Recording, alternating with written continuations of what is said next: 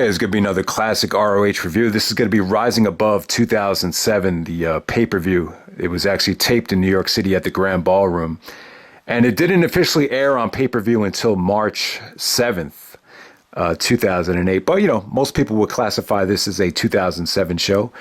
And, you know, it actually took place the Saturday before Final Battle 2007. And you know, I thought Final Battle was definitely hurt that year. I felt like they saved some of the better stuff, the best match for the pay-per-view. And, you know, you had injuries happen. And ultimately, Final Battle 2007, it just wasn't that spectacular of a show.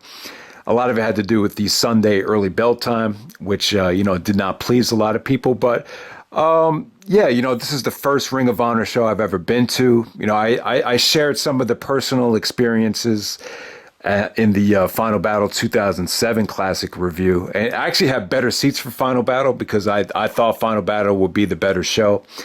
But in retrospect, I wish I had, you know, bought better tickets for this show right here because Nigel versus Aries, I think it's an all-time great. I think it's arguably the best match of Nigel's reign. And, you know, the match from Rising Above between Nigel and Aries was definitely the highlight of that weekend. So, yeah, you know, the thing I remember about this show is very weird. It was, you know, you can make an argument that it was poorly booked. You can make an argument that it was greatly booked. There's a couple of different ways of looking at it. This is the most chopped up ROH show I've ever seen. Like when you watch this live, it was a totally different experience. When you watch it on pay-per-view, the match order is all out of whack. They really realigned the whole match order for the 2-hour pay-per-view. And, you know, Nigel and Aries actually went before intermission. It did not main event the show. I'm not sure if that's ever been reported yet or if I ever mentioned that before. It's funny, the main event for this show is actually Naomichi Marufuji taking on Claudio Castagnoli in the rematch from Glory by Honor 6. But yeah, man, this is the one thing I remember about, you know, this show, like waiting in line to get in the show. So like the first time ever just trying to get into the show and you really don't know what to expect. I ended up sitting in general admission for this show, which was, you know, definitely a big mistake. But when I was online, I remember this one guy yelling. He's like, "Yo, man, that's a weak main event."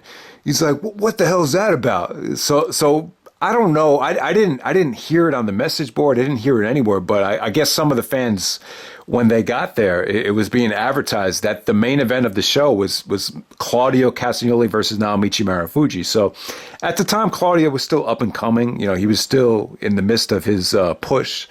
And, you know, Marufuji was, you know, still somewhat of a legend in pro wrestling Noah. But at that time, it kind of did seem like a underwhelming main event. And, you know, it was kind of an example of ROH being slick. In my opinion, I mean, I don't know the whole story, but Claudio actually got the victory on Marufuji. And I guess part of the bartering agreement was that, you know, Claudio would get or Marufuji would get the victory at the next show, which would be in the main event. But, you know, they probably didn't tell Pro Wrestling Noah this is essentially like a dark match that's not going to air on the pay-per-view. So I don't know. There's a couple of different ways of looking at it. But the bottom line is Claudio and Marufuji was the main event. If you want to call it a dark match, a DVD bonus match, you know, maybe you want to look at it like as a DVD bonus match because at the time, you know, they were still selling DVDs. You know, DVDs were still a big part of the revenues that were coming into Ring of Honor. So let's get right down to it. Like I said, guys, this is a very like heavily chopped and edited up 2-hour pay-per-view. Like this was not the order that it went in. So I'll try to use my memory and reflect on, you know, what matches went where. But the first match that they show on the pay-per-view was Brent Albright taking on Delirious. At the time, the Hangman 3, Adam Pearce, BJ Whitmer, Brent Albright, they were in the midst of a feud with Delirious. They actually bloodied him up and tore apart his mask. So Delirious comes out with this really refreshing, like, black and red mask. It looked really cool. When I first saw it live, I was like, man, that looks good. So him and Albright had a good matchup right here. Delirious actually got the small package, but Albright was really getting over with the fans this whole year. Like he just did a lot of nice power moves. A lot of his offense just came off really crisp, really overpowering. So, not a bad way to start off the show at all. I'll tell you, you know what? Like the show, it felt very chaotic. It really did watching this back, but I will agree though, like it definitely held my interest. There was nothing that was boring. Like when I watched this back, I was planning on, most of these shows when I watch them, I usually watch like one match at a time. But with this show right here, I just kept let it rolling. I was like, all right, we'll just keep on watching this. This is moving pretty fast, and before you know it, I almost watched this whole show. I shut it off before I got to the main event. So my point is that the show just had a nice little flow to it, once they edited this up for pay-per-view. All right, so the next match, we had a tag team scramble. We had Adam Pearce and BJ Whitmer of the Hangman 3 taking on Jimmy Jacobs and Tyler Black of the Age of the Fall, taking on Kevin Steen and El Generico, taking on Ruckus and Jigsaw of the Vulture Squad. So this was in the midst of the whole faction warfare thing, and it kind of got a little bit of mixed reviews. A lot of people think this is one of the worst things Gabe has booked. You had these kind of cheesy segments with a lot of the factions, attacking each other backstage, which didn't come off that well. But I'll tell you what, though, this match right here, this scramble match, entertaining as hell. Like, a lot of times when I'm watching these matches in the morning, I need to drink coffee just so I could, get through some of the matches. But this match right here, you don't need any coffee. It's just spot after spot. It's a scramble tornado tag type of thing where you don't really need, it doesn't give you a chance to get up and breathe. There's just so much action here. There's really just so much to talk about here. Just, spot after spot. Really the most memorable thing with Jack Evans, like he was just perfect for this match. Steen and Generico look great. Obviously, Tyler, when I saw this weekend, when I got to these shows, I had never really seen Tyler Black wrestle yet because I still hadn't seen Man Up yet. Man Up really wasn't released on DVD until that weekend.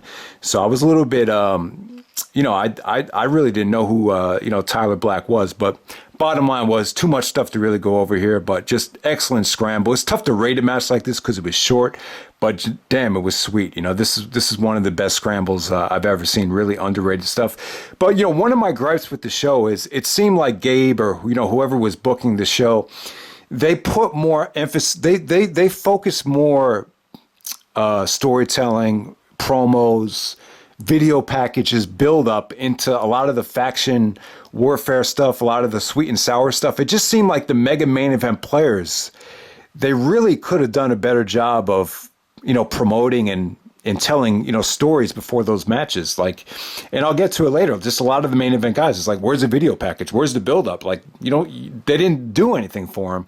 So that's the one thing about the show that I did not like. All right, so next up we have a women's three-way match. We had Lacey, Daizee Haze, and Sara Del Rey three-way match.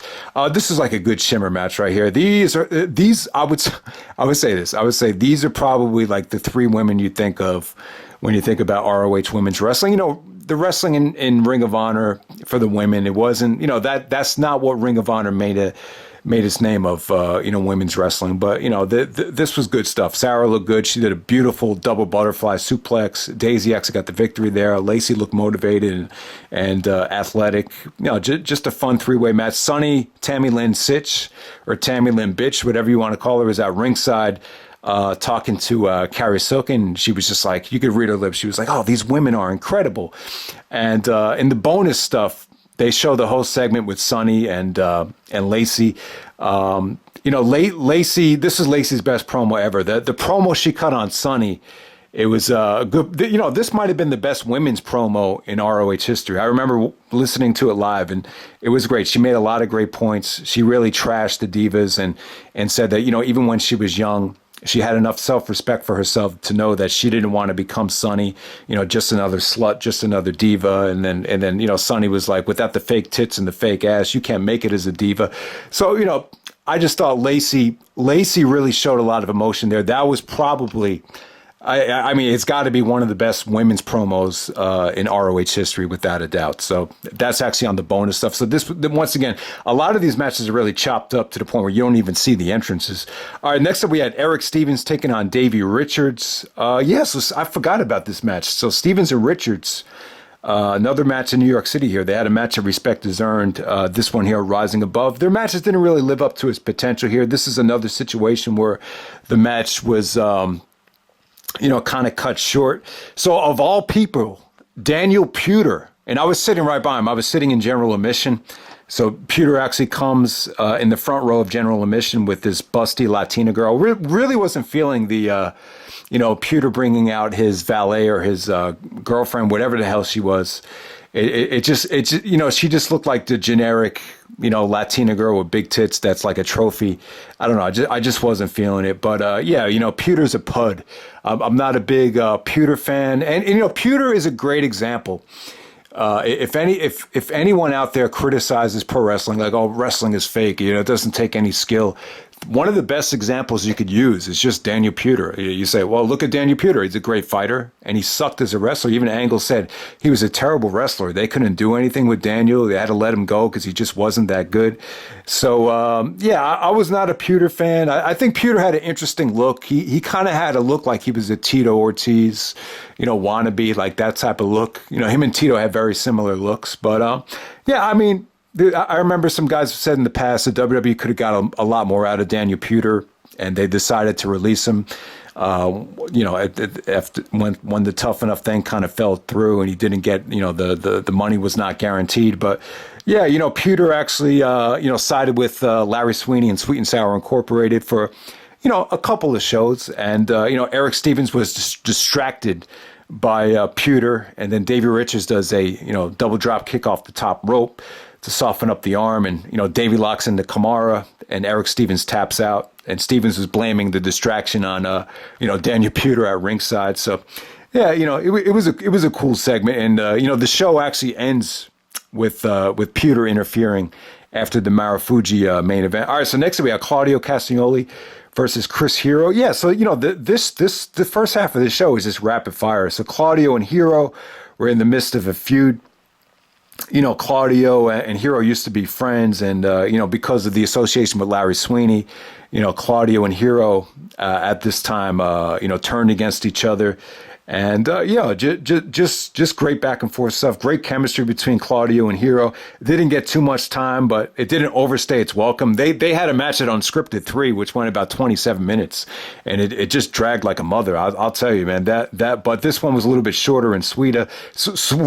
Claudio actually hits the Ricola bomb to get the victory here, but there was actually some overrated chants at Hero. Like, I didn't know Hero was rated that high, but yeah. And then it was funny. Then Sweeney goes like, "That's right, Claudio Castagnoli, he is overrated."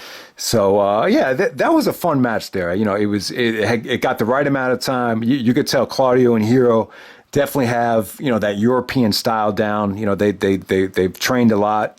They're very well versed. So that was a pretty underrated match right there, and it had a decent amount of build up as well.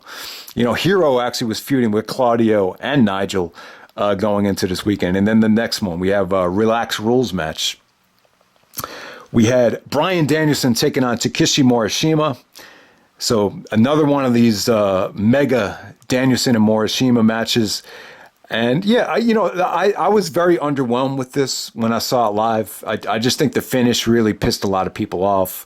Morishima attacked the referee, and then they called for a disqualification. But I'll tell you, man, Final Battle 2007, looking back on it, I wish they scrapped the pay-per-view and, just put all the focus in the final. I'll tell you, Final Battle 2007 could have been one of the best final battles and shows in ROH history if they focused on, having a lot of the blow-off stuff on that show. You could have done Nigel and Aries. You could have done Danielson and Morishima. But the blow-off match should have happened in 2007. They had their blow-off match in Final Battle 2008. From Final Battle 2007 to Final Battle 2008, like a lot happened. A lot happened to Ring of Honor. They changed bookers. A lot probably happened in everybody's personal lives. A lot happened to Morishima. He gained like almost 30 to 50 pounds. So I just felt like at this time, this would have been perfect timing to do the Danielson-Morishima match. This is when the feud was still hot. And yeah, this match is awesome, though, man. It really was. Morishima actually bloodied up Danielson, but once Danielson got his offense in, he was just kicking the crap out of Morishima. The crowd was just red hot into Danielson every step of the way. And then, the Morishima started attacking the referees. And it was just a huge buzzkill. I was like, what the fuck? But I'll tell you what, though, like, I was disappointed. Like, there was so much history there. Danielson cut that great promo with the eye patch. And, they could have showed some of the stuff in Manhattan Mayhem, but just nothing. Like, they didn't show any video packages. I'm just like, what? Why? Like, it seemed like they spent so much time building up the faction warfare stuff, on the beginning of this show and the opening of this. Even the Hangman 3 Delirious stuff even had more of a build than they showed for Danielson and Morishima. So. All right, so next up we have the ROH World Tag Team Championship. We had 2 out of 3 falls. We had the Briscoes defending the World Tag Team titles against the No Remorse core of Rocky Romero and Roderick Strong. This is a good match here. It was a solid match. Now, one of the things you notice about the match is the lack of a crowd. You're like, this was definitely, one of the most attractive matches on the show. But I remember that this actually went very late in the show. This actually went on after intermission. So, they had already seen the main event at this time. So if you're a little bit quizzical as to why the crowd was so dead here, it's because it went on, pretty late. I think it went on right before the Marufuji match. So yeah, the good thing about the match though is that the fans were knowledgeable enough and they got the reaction that they needed when Rocky and Roderick did the double team. It featured Roderick actually doing the strong bomb after Rocky hit him with a knee right to the face. Roderick actually hits the strong bomb to get the victory there, and the fans were with him. They knew it. They knew it. That broke the Briscoes streak. So in 2 out of 3 falls matches, the Briscoes had not lost a fall since the 2004 match at Death Before Dishonor, the CM Punk and Colt Cabana. So you got to go back over 3 years to see the Briscoes actually lose a fall in a 2 out of 3 falls match. But yeah, good stuff here. The Briscoes still had it. The Briscoes ended up winning the next 2 falls.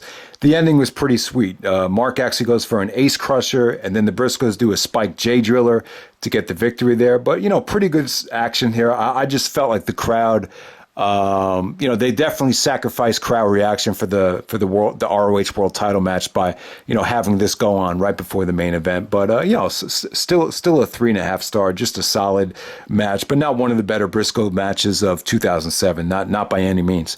And then the main event of the pay-per-view, we have the ROH World Title match. We have Nigel McGuinness taking on Austin Aries, one of the best ROH matches of all time.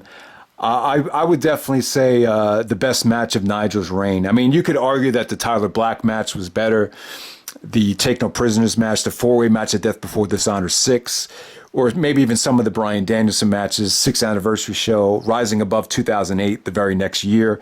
But yeah, I would still say this is my favorite Nigel match. Being there live was incredible. I just wish I had the second row seats that I had at Final Battle 2007 for this match, because, when Nigel took his big bump when he busted open his eye, I would have been sitting like right behind that girl that was like right in front of Nigel's face when Nigel started bleeding from the eye. But yeah, there's a lot to talk about with this match. Nigel, this was probably the most pressure an ROH champion ever had. Nigel really put a lot of pressure on himself, because think about it, he's following Joe. He's following Danielson. I think at the time he knew that, the belt was going to stay for a while. Austin Aries had a lot of pressure too, because he had just, I can't remember if he got fired or if he quit TNA, but you just remember the Austin Star thing did not work out well in TNA. Somehow, some way, he ended up back in Ring of Honor, and he kind of got back to a slow start in ROH. There was really nothing mind-blowing from Aries until you get to his 2 out of, best of 3 series with Danielson, where he really got some momentum, going into this title match. So yeah, Nigel and Aries, it's a unique matchup. They're kind of like the ROH legends looking out. More people would talk about Punk, Joe, Danielson as like the legit, Mount Rushmore guys of ROH over Nigel and Aries. But Nigel and Aries, outside of those 3, they're right there. They're probably like 4 and 5 in terms of the most important ROH legends. And, they just had an incredible match. I thought that this was great stuff. And, there was a lot of naysayers. Nigel had gotten a lot of heat at the last couple of New York City shows. At Glory of Honor 6, he couldn't really defend the belt in Philly or New York, and a lot of people were getting on him. There was these 3 fans in the upper balcony. They were chanting, "Fuck you, Nigel! Fuck you, Nigel!" But I'll tell you, by the end of the match, they were chanting ROH. So it takes a special person to really, change someone's mind that quickly, and Nigel was able to do it. I remember that one of those guys was actually on the message board saying, I was one of the guys chanting "fuck Nigel," but if Nigel's going to have matches like that, then I want him to stay ROH champion forever. So that shows you the kind of fans that you're dealing with here. But yeah, man, this was definitely Nigel living up to the pressure and over delivering. I was just really motivated and surprised at how good this match was. Now, the funny thing is Nigel's actually like distracted by the fans here. That I really think it was planned, though. I regret them doing this spot. I think Nigel and Gabe or whoever, and whoever signed off on doing the spot should have thought about it. So Nigel's actually like trash talking with the fans, takes his eyes off Aries. Aries is like, keep your eyes on me. So Nigel turns his back to Aries. He's looking at the fans. Aries does the heat-seeking missile. Nigel's face and his eyes go right into the steel guardrail, and he starts bleeding from the eye. And, blood is coming out everywhere. And it got so bad that Nigel had a concussion and was not cleared to wrestle at Final Battle 2007, which led to another very polarizing and emotional promo from Nigel at Final Battle. But yeah, Nigel still sucked it up here. There was just some really, really good work. There was great work on Austin Aries' arm. There was just some must-see spots as well. I would say that the lariat that Nigel hit when Aries is just stranded on the middle rope and then he over-rotates and, flips, that's probably like a top 5, maybe a top 10 spot in ROH history. It's really good. There was some beautiful counters from Aries out of the London dungeon where he really, countered that submission. It's some pinning predicaments there. So that was great stuff. Aries going for the 450, Nigel getting out of the way. I mean, they really gave you everything that they had. There was some stiff lariats. There was a lariat from Aries where he actually lariats Nigel to the spot. I thought that was an awesome spot. The lariat to end the match was just, jaw dropping. Yeah, I mean, it's crazy. Nigel broke some guys' jaws, broke Jimmy Rave's jaw. So for Aries to be willing to take a lariat that hard after knowing what could possibly happen, I got to take my hat off to both of these guys. This is amazing stuff. This is definitely arguably a 5-star match, and it's one of the best ROH matches of all time, and it was definitely proof. If anyone was worried about Nigel's reign being a fluke or just not going to be what you thought it would be, this really shut a lot of people up, and even including those people on the balcony. I remember seeing it too. Like, you couldn't really see it on the pay-per-view, but yeah, I remember there. Everyone was looking at him like, what are these guys doing? They're just disrespecting the hell out of Nigel. But Nigel was able to shut all of them up at the end of this match. So that's what I remember about this night the most. All right, so the only stuff I'll talk about on the bonus matches is Claudio and Marufuji. So yeah, this, like I said, man, this was kind of like ROH being slick. I don't know if they told Pro Wrestling Noah this was going to be a dark match, or I guess you could classify it as a DVD taping match. So Marufuji was able to get the win back on Claudio, but I'll tell you, the New York City fans are smart though. Claudio kind of had a disappointing main event against Nigel at the Hammerstein Ballroom debut, a new level. And, I think a lot of people remember this one too. The bottom line is, even though it's not for the pay-per-view, it was still Claudio, main eventing a New York City show. And the match is just underwhelming. I don't think it got too much time. Most memorable thing in the match is Claudio actually delivers a German suplex to Marufuji off the top rope. When Claudio goes for the Ricola bomb, it's kind of a predictable near fall because Marufuji's right by the rope. So I think a lot of people just knew foot on the rope or hand on the rope, that type of thing. I think Marufuji actually got a small package. And then the show ends with a lot of the faction warfare stuff going on. Ultimately, Jack Evans closes the show chanting ROH, and the fans started booing him. It just came off kind of corny, but also Pewter and Sweet and Sour came out to beat down Claudio. Remember, the next night Claudio would take on Larry Sweeney, so you had Claudio feuding with the whole Sweet and Sour. So I just thought the one thing that hurt the show was there was too much storyline stuff with a lot of the faction warfare matches, and it just seemed like Nigel, Aries, Takeshi Morishima, Bryan, Danielson, even the Briscoes and Roderick Strong. Like, I just felt like the storylines and the build up just were non-existent for the main event matches. So that's kind of one of the gripes I have with the show. It just seemed like a lot of the storyline stuff was saved for the undercard stuff. But I don't know, man. Like the pay-per-view really flowed really well. I just felt like it was a little bit chaotic at times. I think some people would argue that it was, a little bit too choppy. But, the pay-per-view did flow really well. And, you definitely got one of the best matches in ROH history. So I still give the show a thumbs up. I thought it was pretty awesome. And, so that's December 29th, 2007, Rising Above. All right.